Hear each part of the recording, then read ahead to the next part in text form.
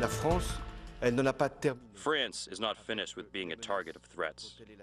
Therefore, I want to urge you to be vigilant, to be united, and to be mobilized. French President Hollande rallying his country after a week of terror. And it's time now for our Sunday group. Syndicated columnist George Will, Julie Pace, who covers the White House for the Associated Press, GOP strategist Karl Rove, and Fox News political analyst Juan Williams. George, sit back for a moment. What strikes you about this week, about these trained terror cells in the heart of American, or I was going to say Western capitals, and their ability to paralyze a great city like Paris? What happened at that magazine was terrible and terrifying. It wasn't terrorism as we've normally understood it. Terrorism as normally understood is random violence. This was not random. This was an assassination operation. They knew where they were going. They knew who would be there. They knew they'd be there on that particular day. Let me just interrupt for a moment. There is a picture, a live picture from Paris. You can see all the world leaders who are on the streets of Paris now, part of this mass demonstration, more than 1 million people, ranging from French President Hollande to German Chancellor Merkel. You can see Muslim leaders there, Israeli Prime Minister Netanyahu, all participating, all bearing witness to the events of this week. George, excuse me. Well, you were saying how this could disrupt an entire city. A modern city, modern society depends on flow, cooperation, and trust. We've all seen how a 2-car accident can close a 4-lane superhighway, delaying 10,000 vehicles. That's the nature of modern society. And that's where random violence comes in, because it destroys the sinews of trust to keep things moving in our society. And that's why, when you were talking with General Dempsey about cyber terrorism, and he said that's the level playing field, because they're just as capable as we are. We saw what a few clicks of a rogue trader's computer did to Barings Bank. It took a centuries-old bank and destroyed it. We now know that what flights of bombers achieved in the Second World War can be achieved by cyber attacks. Julie, President Obama, I think it's fair to say, has always been a bit ambivalent about the war on terror. On the one hand, he has launched more drone strikes than George W. Bush did. He took down Osama bin Laden. On the other hand, he resists calling it a war on terror. He resists calling out Islamic jihadists. And I have to go back to May of 2013 when he made a big speech and talked about taking this country off what he called a perpetual wartime footing. The Afghan war is coming to an end.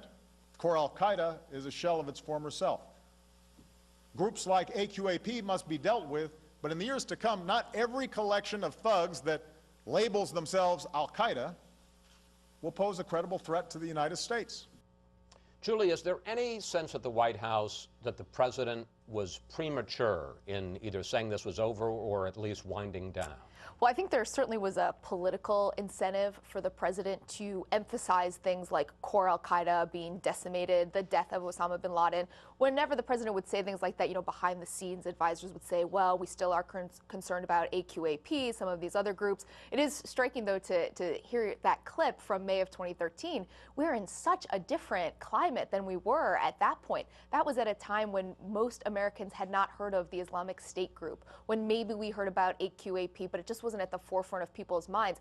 And I think there is some concern that the president may have been too forward-leaning. Again, some of this driven by politics to get the United States out of the Middle East, get us out of Afghanistan, and largely put the war on terror to rest. Obviously, he hasn't been able to do that, and I think you're going to see the White House having to contend with this for the next 2 years of his presidency.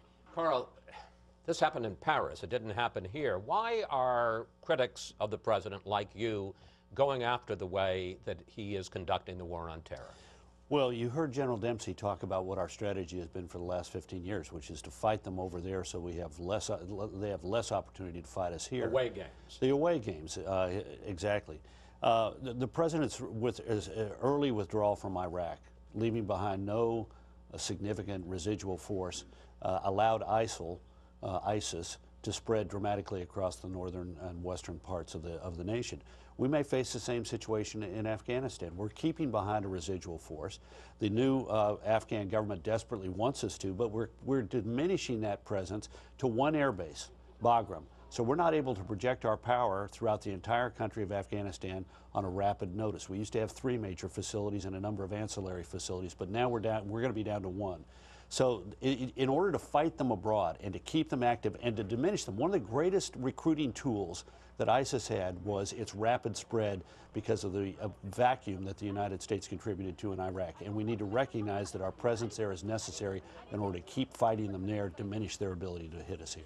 You know, it's interesting because when I talked to Dempsey, he said the military aspects of this, he talked about 9 lines of effort. The military aspects are important, but so are the non-military aspects, and one of them was messaging and social media. Egyptian President el-Sisi gave a remarkable speech this week, I think undercovered, where he called on Muslim clerics to lead a religious revolution against extremism. We asked you for questions for the panel, and we got this on Facebook from Walt Christensen, who writes, how do we combat Islamic fundamentalist terrorists? How do you combat a belief system without replacing that belief system and without Islamic clerics leading the way? One, how do you answer that?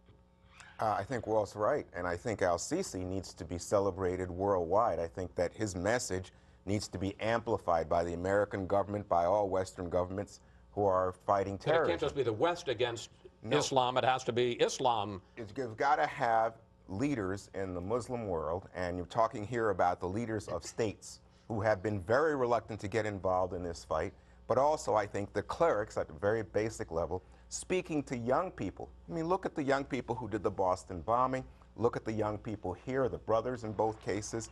I think there are a number of young Muslims who feel besieged, who feel that what Charlie Hebdo did was bullying, that they were simply pushing an anti-Muslim fervor that exists in France, exists in Germany, anti-immigrant, anti-Muslim. And as a result, what you get is the clerics finding that they can't even control what's coming across. You're talking with the general about the internet, the kind of recruiting efforts to make these young people, these alienated young people, feel somehow now they are empowered by the use of violence. And these bullies, and I think they are bullies, these young people, these are thugs, then use the religion to justify these acts of violence. That has got to be stopped, and it's got to be stopped by other Muslims, moderate Muslims, who say that something like Molly Norris, this cartoonist in Seattle that has been in hiding because of a threat against her life for drawing a caricature of Muhammad, that is not allowed by the clerics, not supported, and not the actions of a good Muslim. George, quick final thought? Well, as head of the Egyptian state, el-Sisi occupies an office once occupied by Anwar Sadat, who was murdered by Islamic extremists for his opening to Israel. This was an act of tremendous bravery by el-Sisi, and if the Nobel Peace Prize Committee is looking for someone who plausibly deserves it, they could start there. It'll be interesting to see whether the rest of the world embraces this idea of calling out Islam and saying, if anybody's going to stand up to these jihadists, it's got to be you guys.